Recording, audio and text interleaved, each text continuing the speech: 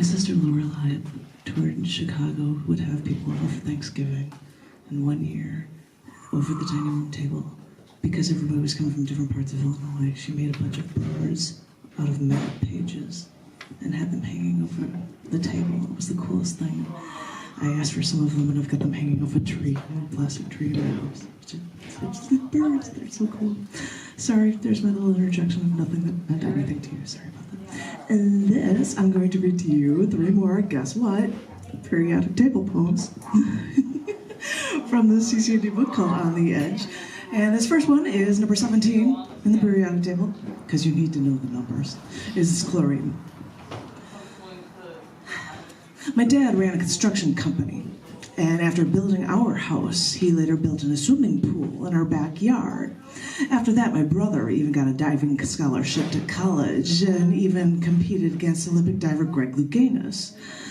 But every summer, after filling the pool with water and adding chlorine, my best friend would come over to play in that chlorinated pool every single day. Even as a toddler with this mortal fear of falling backwards into the deep end, my sister would have to reteach me every year how to do a back dive into our chlorinated pool. But with my dad retired in Florida, I visited him during the cold Chicago winters and would sit by the pool where the chlorine actually smells good in the 100-degree heat. But of course, that chlorine would smell good. Chlorine's even used in drinking water. We use chlorine in pools, but chlorine's usually found in salt in the earth as well as in oceans like the Dead Sea. But just smell it. Too much chlorine is really a bad thing, and this element as a gas was even used as a weapon in World War I. The Germans used bertholite bombs, which smelled like pepper and pineapple, actually, and chlorine bombs were even used in the Iraq War. So, yeah, chlorine might not be good for you, but in the right amounts, chlorine can also kill off what might be bad for you, too. And I'm sorry, but that swimming pool was way too much fun to get rid of that chlorine altogether.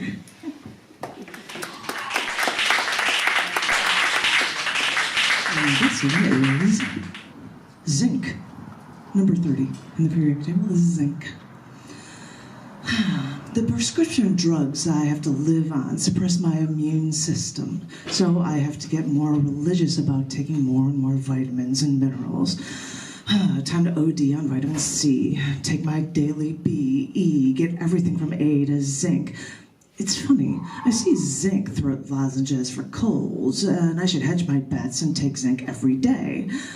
My sister was stunned when she found that you can actually take too much? I can't even take zinc daily.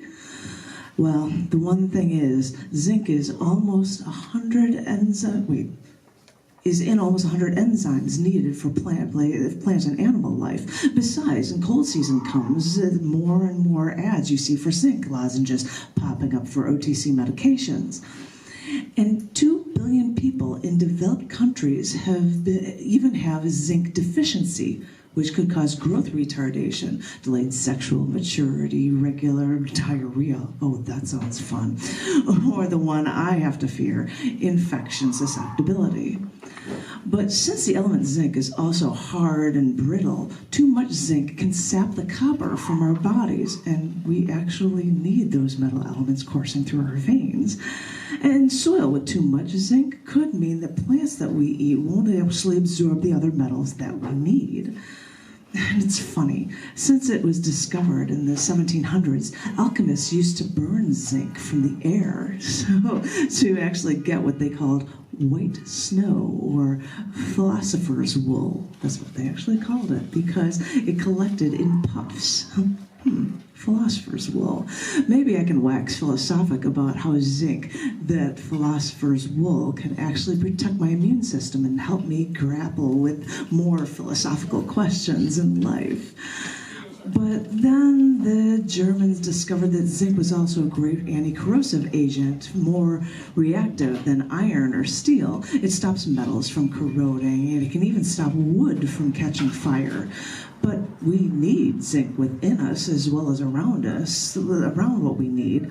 I don't know. I'm just glad that my stomach doesn't react badly to taking zinc supplements daily, because since I wanted to make sure I'm as healthy as I can be for as long as I can be, taking more of a metallic element like zinc that the average person can actually take might really be a small price to pay. Zinc. And the last one for you. I keep getting smaller on the table. I was doing all the heavy elements, 70s and stuff, and now I'm all the way down to 16. This is sulfur. Sulfur. You always had such a caustic smell, but you gave me the bleached paper that you were the fixing agent when I made photograph prints. I actually used it for photography reasons. You were good for the plants under my feet, but still, I know you threw yourself into drugs that I needed to take, giving me a rash all over my body. I had an actual reaction with you in the drugs that I took. Even though I know you're needed for life, by actually small organisms, you're even supposed to actually keep our skin and hair healthier. So why did I react to you so violently when I took it? I mean, my hair's not brittle and my skin's not falling off, but a rash? Well, I suppose too much of you can maybe be bad for me, and it would actually be a bad thing.